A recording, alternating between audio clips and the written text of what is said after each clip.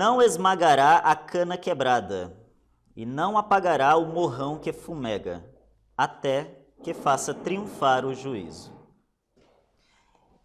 E desejo mais uma vez um bom sábado, uma boa estadia na casa do Senhor, não só aos presentes, mas àqueles que hão de ouvir essa palavra através da internet. Quero dizer que é um privilégio estar na casa do Senhor, dele ouvir a sua palavra, ser alimentado, é uma coisa que devíamos considerar com muita atenção e reverência, pois é decisivo para o nosso futuro, né, para o nosso bem-estar, sermos alimentados pela palavra de Deus. E nessa manhã temos este privilégio, esta oportunidade de, em liberdade, podermos cultuar o nome de nosso Deus e, de contrapartida, sermos por Ele alimentados. Para essa manhã, a mensagem escolhida leva o título inusitado, né? O preço da inutilidade. Sobre o que iremos falar, né, nesta manhã? Inutilidade. Esse é um termo bem recorrente em nossos dias, né? Alguém recorda-se desse modelo telefônico? Creio que goza de algum prestígio, né, nas nossas recordações. Esse modelo de telemóvel, de celular, de aparelho telefônico, foi lançado no ano de 2000. Já faz tempo, né? 21 anos atrás. 21 anos atrás. E esse aparelho ficou muito famoso e tornou-se também o recordista em vendas, o aparelho mais vendido da história, porque ele era quase que indestrutível, né? Era muito resistente, muito bem construído. E o aparelho era muitas vezes usado em testes de resistência, né? E era sempre vencedor, porque era um aparelho muito bem concebido. E aí de lá para cá, né, 21 anos depois, nós temos a mudança, né, no aparato tecnológico, né? As coisas evoluíram no sentido de capacidade, de processamento, de tarefas que podem executar, né? Antigamente o telefone era apenas para dizer alô, oi, tô sim, pode falar. Hoje não, hoje você trabalha com o telemóvel, né? Envia coisas, recebe outras tantas, faz negócios. E os aparelhos mudaram não só de design, mas também de relação, né, de importância na nossa vida.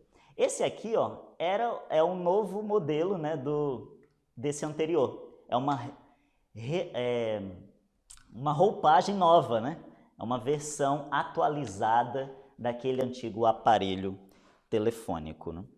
Interessante que na minha geração nós passamos a utilizar, né, esses pratos, né? Esses pratos descartáveis, esses pratos de papelão, os copos plásticos. Foi na minha geração, né, que começamos a utilizar muito mais aparelhos, aliás, brinquedos de plástico, né? Aqueles que tinham mais recursos adquiriam os melhores brinquedos e todos eles eram de plástico. Meu pai já é de outra geração. Os brinquedos eram de madeira, né? Os brinquedos eram de ferro, eram mais duráveis, né? E já na nossa geração, né, 30 anos para cá, tudo é basicamente descartável. Se o brinquedo quebrou, é só ir ali à esquina, na Casa China, e você já compra um outro, né? É muito fácil, muito rápido você substituir os bens de consumo hoje em dia. Por isso, nós alcançamos, né, o perigo do consumismo, que é tornar todas as coisas inúteis. E o interessante é que desde da Revolução Industrial, as coisas tendem a perder a sua importância. As coisas materiais tendem a perder a sua importância duradoura, né? Meu pai, até hoje, ainda trabalha com móveis de madeira. Então, uma cama feita por ele é para durar do pai ao filho e ao neto. É para durar 3 gerações e talvez até mais. Não é verdade, irmão? É verdade. E era um desafio fazer uma mudança de móveis. Minha esposa gosta muito de variar a organização da casa. Com móveis feitos pelo meu pai, isso é um pouco inviável, né? Porque uma cama pesa ali mais de 100 quilos, então imagina.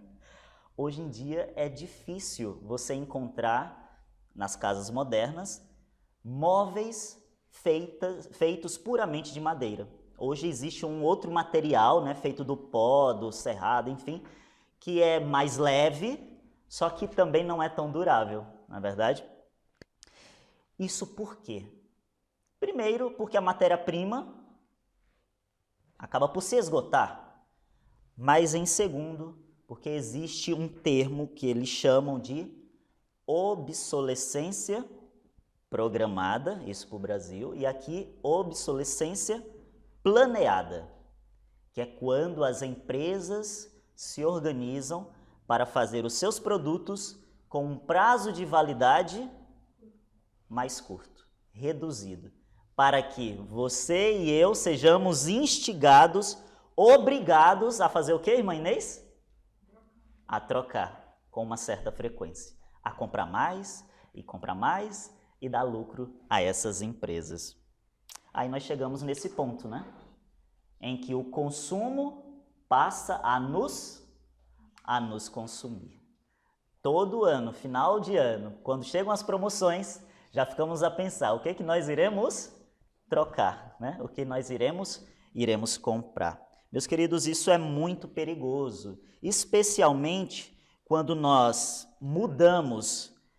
transportamos essa necessidade de trocar as coisas, os nossos bens, quando nós transportamos essa ideia da troca para as nossas relações pessoais, para as nossas relações sociais, na igreja, no trabalho e especialmente na família.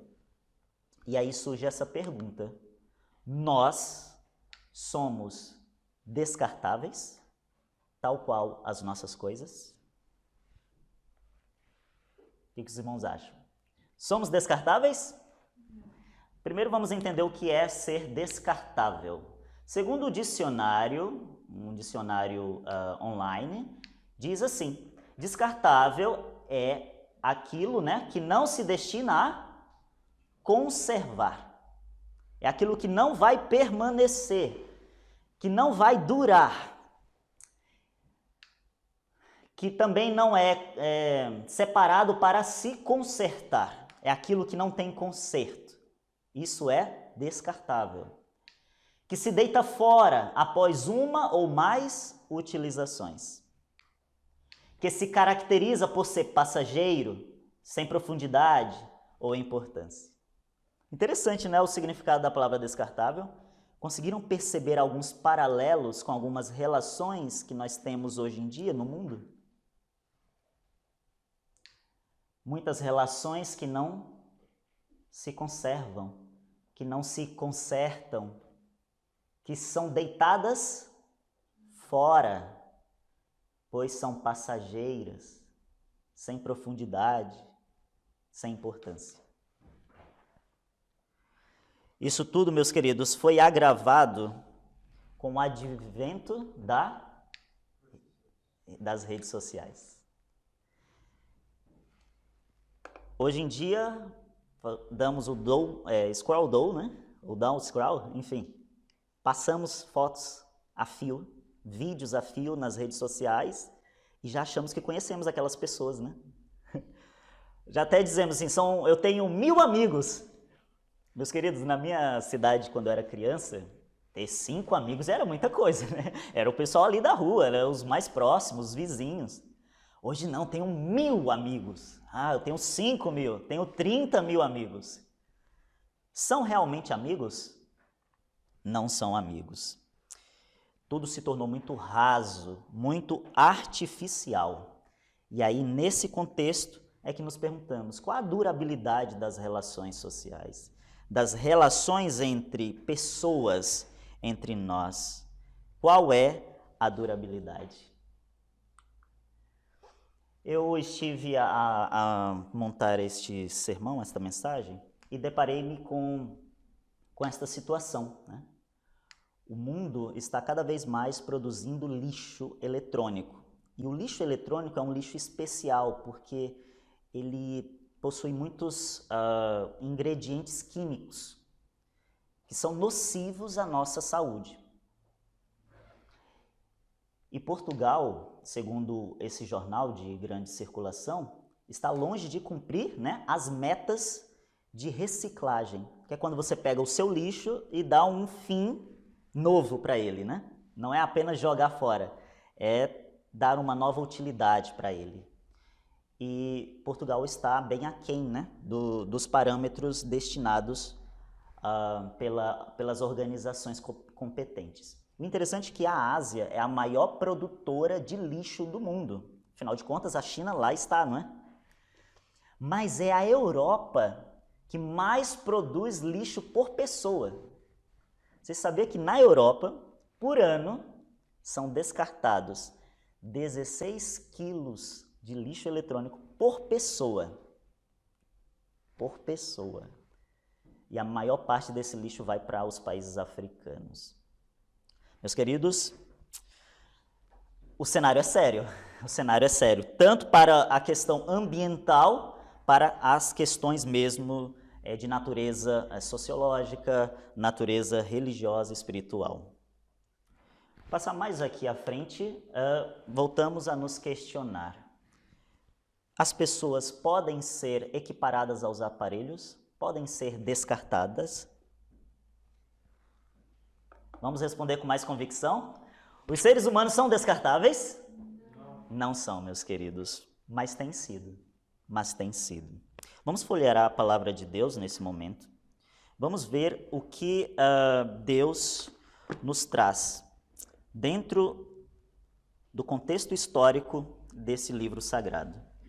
Eu vou começar com Gênesis, capítulo 4, versículo 23. Aqui traz menção da história de um homem que é conhecido como o segundo assassino descrito pela Bíblia. Quem foi este? Capítulo 4, versículo 23. Aqui nós encontramos a história de Lameque. Alguém, por gentileza, possa fazer uso da palavra de Deus e ler para nós?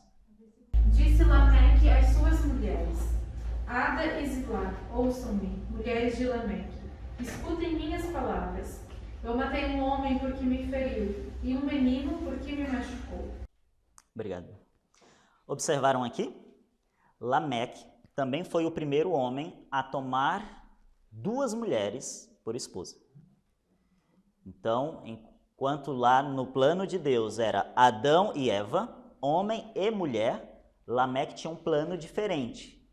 Lameque e mulheres, né? Então ele pegou 2 mulheres, tomou 2 mulheres por esposa e agora trouxe uma palavra para elas, né? Ouvi a minha voz, mulheres de Lameque, né? Escutai o meu dito. Escutai por quê? Porque eu matei um varão por apenas me ferir e matei um jovem por me pisar. Meus queridos, não sei se os irmãos já observaram, mas anda no mundo uma certa ausência de tolerância. Os irmãos já perceberam isso no trânsito? Gente, é um absurdo, é um absurdo. Essa semana eu estava a fazer o meu trabalho e um senhor, ali numa rotunda bem grande mesmo, né? Parou o carro no meio. Tipo, tem a primeira faixa, a segunda e a terceira. Ele parou na do meio, na segunda faixa, atravessou o carro, desceu, e o trânsito correndo. Desceu para reclamar com alguém que fechou ele, né? E saiu assim, alucinado e gritando e tal, para ver como que estão as pessoas. Ele não considerou o perigo de parar o carro ali e causar mais transtorno. O perigo de abrir a porta e acertar outra pessoa. Ele não julgou nada. Só queria extravasar, explodir, reclamar com alguém. Lameque era assim, intolerante. Falhou comigo? Vamos às vias de fato, né? Vamos resolver aqui na força bruta. São descartáveis as pessoas, não tem valor para alguns, né? E alguém disse, né? Se Deus criou as pessoas para amar e as coisas para cuidar, por que amamos as coisas e usamos as pessoas? Não é verdade? Então, as pessoas estão matando por €1, estão matando por muito pouco, porque amam mais as coisas, os bens, do que as pessoas. Isso é uma coisa que não se vê apenas lá longe, lá fora, na televisão, nos noticiários. Isso pode estar sendo visto na minha ou na sua vida. Se nós ampliarmos a lupa, quantas vezes não fomos intolerantes por coisa tão pequena, não é verdade? Por um bem que foi quebrado, foi perdido, mas pode ser recuperado. E agora as feridas causadas pela palavra não pensada, pelo olhar não revisionado, isso a gente não tem levado em consideração. E muitas vezes é isso que tem causado a separação ou a ruína de muitas relações. Olha, uma coisa que me deixou muito chocado, e talvez quem nos ouça não saiba disso, mas é esse dado aqui que eu vou apresentar para os irmãos. Vocês sabiam que em Portugal encontram-se os maiores índices de divórcio da Europa? Portugal, Itália e Espanha. Justamente um dos 3, ou talvez os 3 países mais católicos, não é? Da Europa. São os países que mais se divorciam, onde os habitantes mais se divorciam. Olha o tamanho do número. Depois da pandemia, olha quanto que subiu. A cada 100 casamentos que surgem, em contrafação, 91 no ano passado. Esse número ainda não está consolidado, ele ainda é provisório. 91 são desfeitos. 100 se casam, 91 buscam a conservatória para dissolver o casamento. Em 2010, eram 68, já era um número muito alto. Meus queridos, está quase elas por elas, 100 para 100. Isso não é um absurdo? Interessante que em Portugal casa-se muito tarde comparado ao Brasil. Aqui a média é mais ou menos 33 anos, olha só. E divorciam-se com 43, 42 por aí. Então os casamentos têm aí sua duração de 10 a 12 anos. Mas eu fiquei assustado. Isso é um dado oficial. É do Centro de Dados daqui de Portugal. No ano passado, de 100 casamentos, 91 foram desfeitos. E aí a gente se pergunta, foram desfeitos porque o marido tornou-se espontaneamente agressivo e começou a agredir diariamente? Ou a esposa passou a ter relacionamentos fora do casamento? Ou os filhos passaram a desrespeitar violentamente os pais? São situações assim extremamente complicadas que os irmãos acham? Pelo panorama que nós percebemos hoje em dia. Não, meus queridos, muitas vezes essas separações são causadas por uma toalha que ficou em cima da cama. Porque antes da pandemia as pessoas não conviviam, né? Agora, durante a pandemia, começaram a descobrir o lado obscuro do outro. E é por isso que nós temos um salto, né? Um salto na intolerância entre as pessoas. Olha esse outro absurdo nos Estados Unidos. Algumas empresas ganham dinheiro promovendo comemorações, né? Eventos, festas para pessoas que querem se divorciar. Esta mulher aqui aproveitou o serviço para dar cabo, né, do seu relacionamento. Assim ficou o vestido de noiva, né? E ela celebrou o seu divórcio. Isso está ficando um espetáculo, né?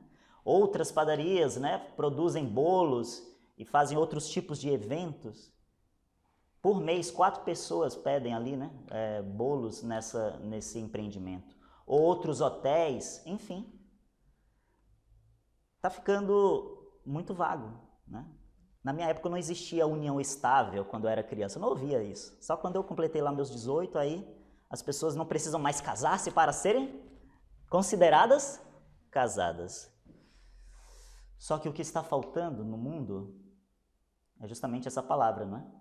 O amor verdadeiro. E é sobre isso que nós iremos falar. O amor verdadeiro é o que anda em falta no mundo e muitas vezes em nós mesmos. Porque o amor verdadeiro é justamente o que foi descrito aqui por Paulo, né? O amor é o que mais? E é humilde, abnegado, cuida, perdoa, é justo, fala a verdade, tudo sofre, tudo crê, tudo espera, tudo suporta e jamais acaba. Aqui é um resumo, né? É um resumo daquela palavra maravilhosa sobre o amor. Meus queridos, o amor verdadeiro, quem sou eu, né, para falar do amor verdadeiro? Mas pautado na Bíblia, o amor verdadeiro é aquele que vai além da nossa utilidade. Por isso a questão do preço da inutilidade. Eu não posso dizer que amo o pastor porque ele me serve bem, porque isso não é amor, isso já é uma troca, é um comércio. Eu só amo porque ele está indo bem comigo, né? Quando o irmão falhar comigo, aí o que eu faço? Pego o irmão, coloco na minha gaveta do descartável. O amor verdadeiro é pautado para além da utilidade. É por isso que eu só sei se amo alguém quando eu posso responder para mim mesmo que sou capaz de suportar a inutilidade daquela pessoa na minha vida. Ela não me serve para nada, mas ainda assim eu a amo. Vocês conseguem ver isso numa mãe que faz de tudo pelo filho e o filho não corresponde? Só decepciona. Mas ainda assim essa mãe o ama. Por quê? Porque ama de verdade. Ela não ama porque ele faz coisas. Ela ama porque ele é seu filho. Meus queridos, esse é o amor de Deus, que é além do amor da mãe, é além da nossa utilidade. Porque como diz o hino que nós cantamos, que faremos nós por Deus? Que fazes tu por mim? Nada.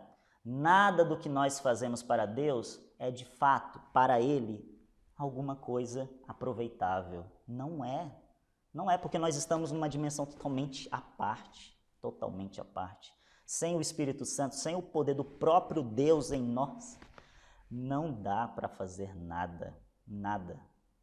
E ainda assim Ele nos ama. Ele nos ama de tamanha dimensão que deu o seu próprio Filho em nosso favor.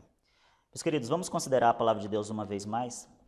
Vamos folhear o verso que nós lemos antes da oração, porque esse é um dos versos que eu acho mais bonitos. Foi Mateus, né? Lemos Mateus capítulo 12, versículo 20. Vamos marcar esse texto no nosso coração, na nossa Bíblia, para aqueles momentos mais difíceis, quando nos sentirmos abandonados, possamos perceber que este aqui é o trabalho de Jesus por nós. Capítulo 12, versículo 20, Mateus. Aqui sobre Cristo diz: não esmagará a cana quebrada, e não apagará o morrão que fumega, até que faça triunfar o juízo. Por que esse verso ele é bem interessante? Meus queridos, hoje em dia no mundo, o que acontece? Quando você é essa cana quebrada, você é logo descartado, você é logo tirado, você é esmagado, é esmiuçado, é destruído. Quando você é a cana que não tem utilidade, acabou. Só que com Jesus é diferente. Mesmo que você seja a cana quebrada, ele não te esmagará. Mas calma lá, né? O que é o morrão? Morrão é uma expressão aqui que é o pavio da lâmpada, né? Da lamparina, enfim, um pavio.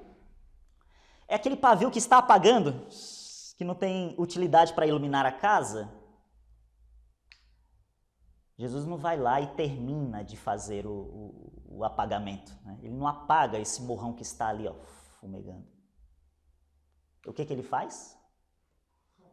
Ele a reacende, ele sopra e o fogo renasce.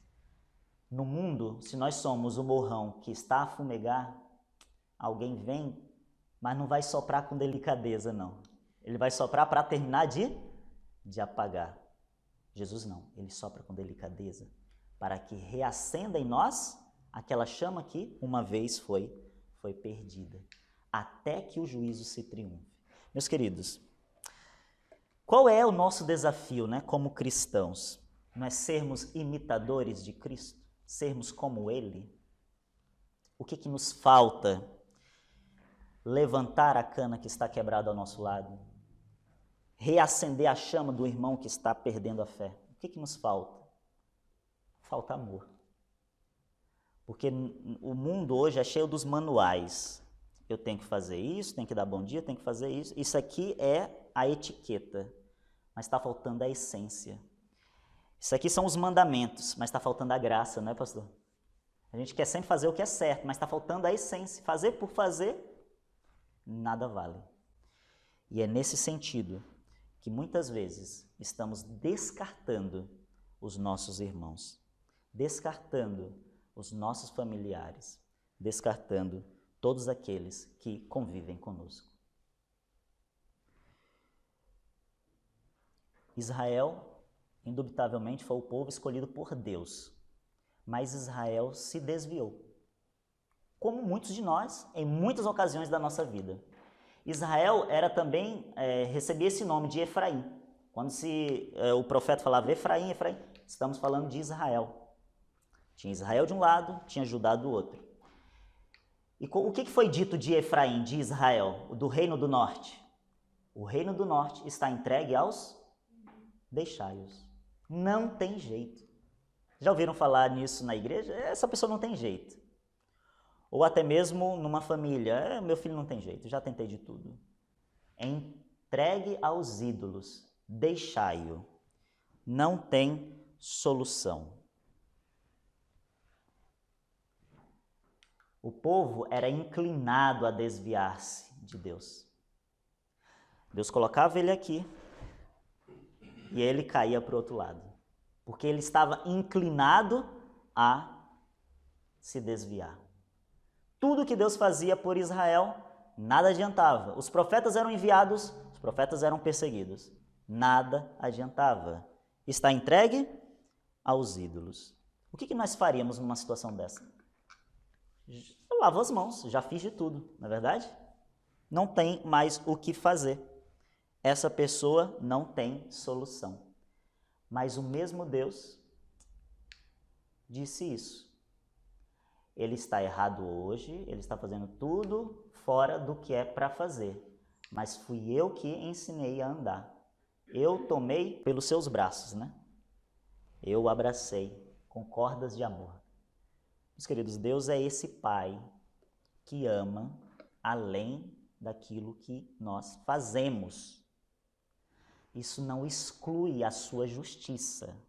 O amor de Deus não exclui a justiça, nem a justiça de Deus exclui o seu amor. Mas nós temos que tomar uma decisão. Deus tem as suas diretrizes e nós continuamente temos nos inclinado a ir para o outro caminho. E ainda assim Ele nos ama, a ponto de nos enviar as mensagens, de nos proteger, de nos manter nesse mundo, apesar daquilo que nós fazemos. Porque Deus nos ama pelo que nós somos, não pelo que nós fazemos. E o amor de Deus não faz asepsia de pessoas. Não é aquele que tem 40 anos de igreja é mais amado, não. Deus ama a humanidade. Infelizmente, a humanidade não corresponde a esse amor. E aí o juízo virá para determinar aqueles que serão salvos por sua própria decisão ao lado de Cristo. E aqueles que serão perdidos também por sua própria decisão. É muito bonita o que é falado da relação de Deus com Efraim, o filho rebelde, a nação idólatra, escolhida por Deus, mas que se entregou às paixões. Olha como ele diz: quando Israel era menino, eu o amei. Deus trata-nos como um bem tão precioso como é essa criança no colo do papai. Está protegido. Assim Deus faz conosco. Deus não nos descarta. Meus queridos, o amor de Deus é tão comovente, e aqui na palavra inspirada da revelação profética, traz-nos um vislumbre desse amor de Deus, que nos ama além da nossa utilidade. Capítulo 14 do livro Caminho a Cristo, está escrito: porque Deus amou o mundo de tal maneira que deu seu Filho unigênito. Ele o entregou não apenas para que vivesse entre a humanidade, levasse seus pecados, morresse em seu lugar. Ele o entregou para a raça perdida. Entendeu?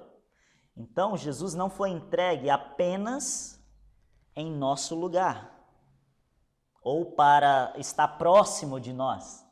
Ele foi entregue para nós, para ser também nosso. Aí nós iremos entender um pouco mais. Cristo devia se identificar com os interesses e necessidades da humanidade. Aquele que era um com Deus se uniu com as pessoas por meio de laços que jamais serão quebrados. Jesus não se envergonha de lhes chamar irmãos. Olha que interessante. Mesmo não tendo nada de semelhança com Cristo, ele não se envergonha de nos chamar de irmãos. Ele é nosso sacrifício, nosso advogado, nosso irmão, tomando a forma humana diante do trono do Pai, e por toda a eternidade estará ligado à raça que redimiu. Ele se tornou o Filho do homem. Tudo isso para que o ser humano pudesse ser erguido da ruína e degradação do pecado, para refletir o amor de Deus e compartilhar a alegria da santidade. Muito bonito, né? Jesus foi entregue como sacrifício, mas também como irmão. Agora tu consegues imaginar uma coisa dessa? Alguém superior, por quem nós não podemos fazer nada, ele desce e coloca-se na mesma posição. Você é meu irmão. Você não é descartável, você é um comigo, coparticipante, co-herdeiro, porque Cristo é o herdeiro e nós agora fomos elevados a co-herdeiros, a sermos participantes da herança que pertence a Cristo. Isso não é bonito? E ele então pergunta, o Senhor: como te deixaria, ó Efraim? Como te entregaria, ó Israel? Está comovida em mim o meu coração, as minhas compaixões a uma se acendem. Então, ainda que o homem negue a Jesus, ele ainda está ali, orando, né? Digo, na pessoa dos companheiros, né? Os irmãos da igreja estão orando para que aquela pessoa se decida.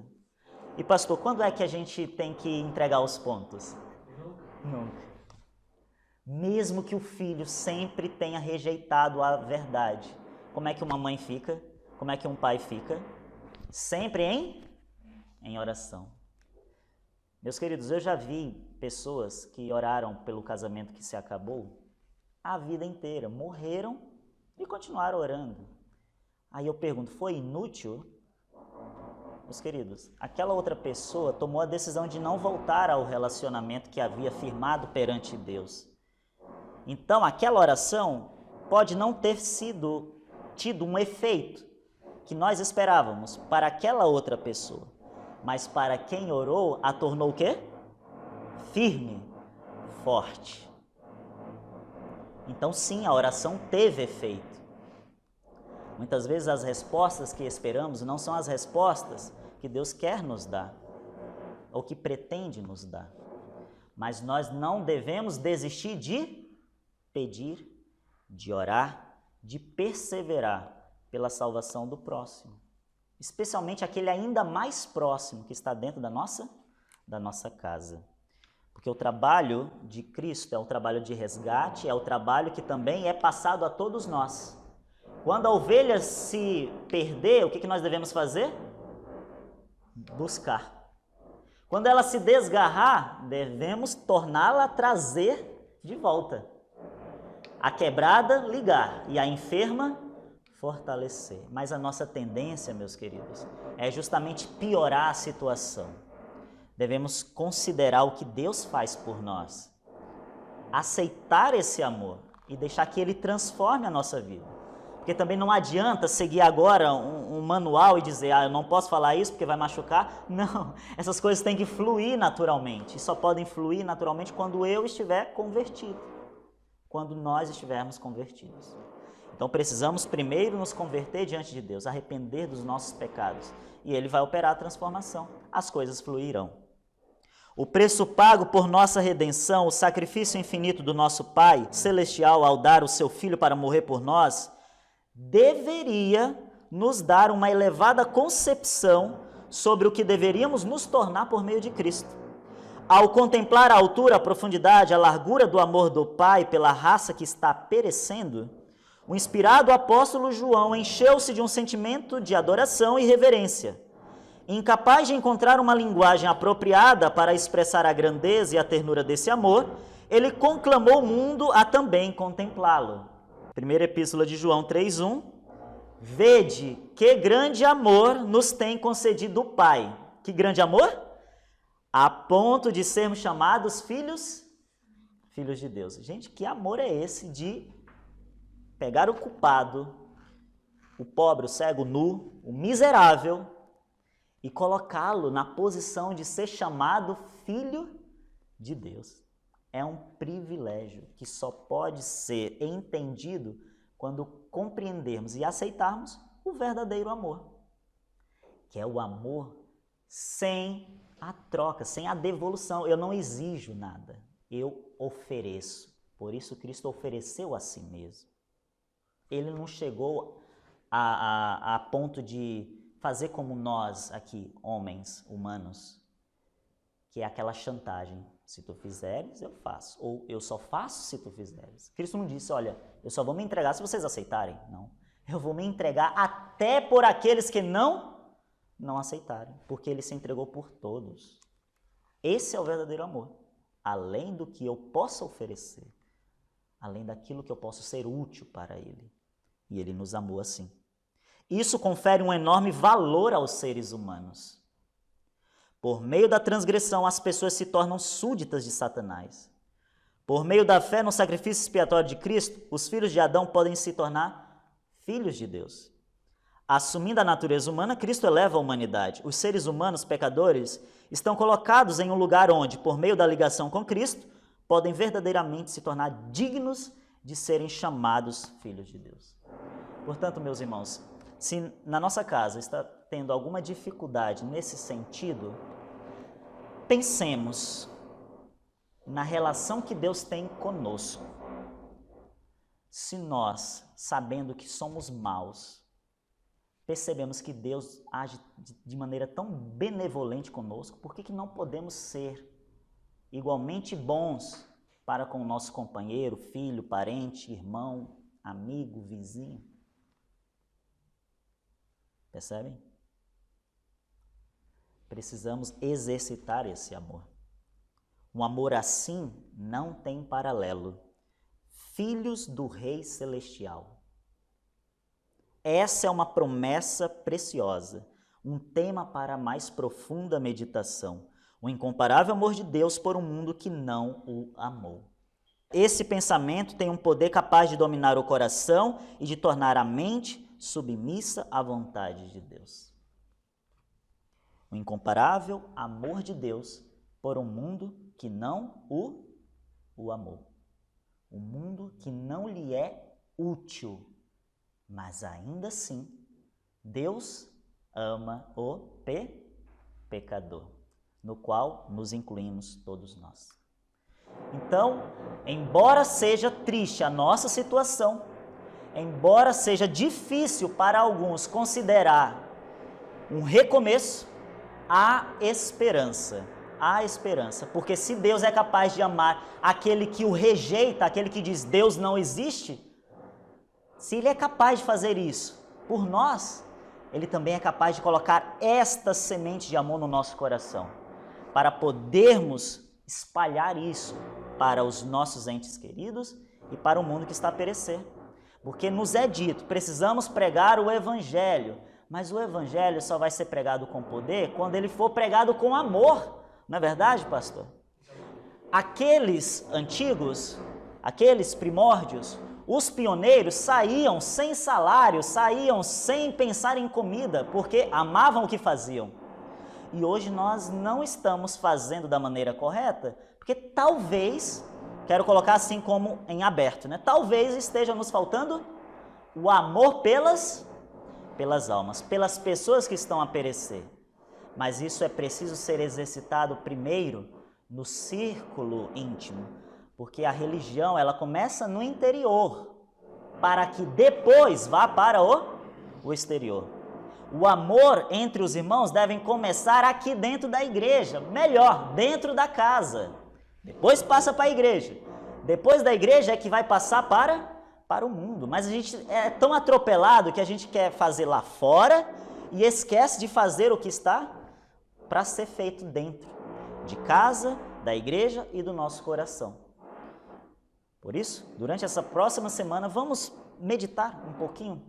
Será que eu estou usando a estratégia correta? Quero deixar esta última palavra, uma palavra de esperança, para que nos fortaleça no poder desse amor que Deus revela para nós. Porque há esperança para a árvore que, se for cortada, ainda se renovará, e não cessarão os seus renovos.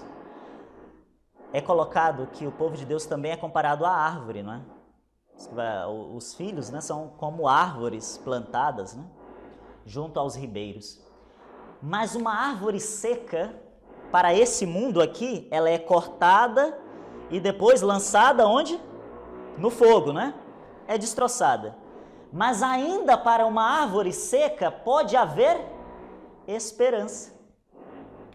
Se envelhecer na terra a sua raiz e o seu tronco morrer no pó, ao cheiro das águas brotará e dará ramos como uma planta.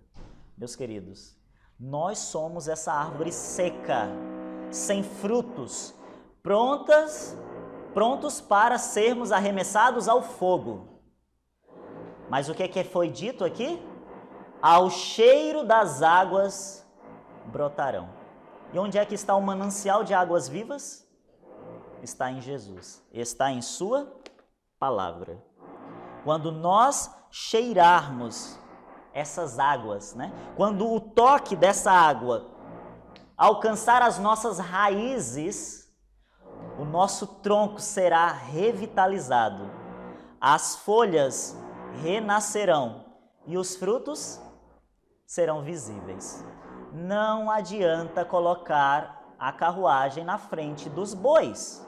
Não adianta querer dar frutos numa árvore seca. É preciso beber primeiro da fonte de água viva, para que essa fonte de água viva brote em nós aquilo que nós fomos planejados por Deus para executar, que é dar frutos que testemunhem desse verdadeiro amor. Meus queridos, eu tomei essa decisão. Essa semana eu quero fazer da maneira correta, buscar da fonte.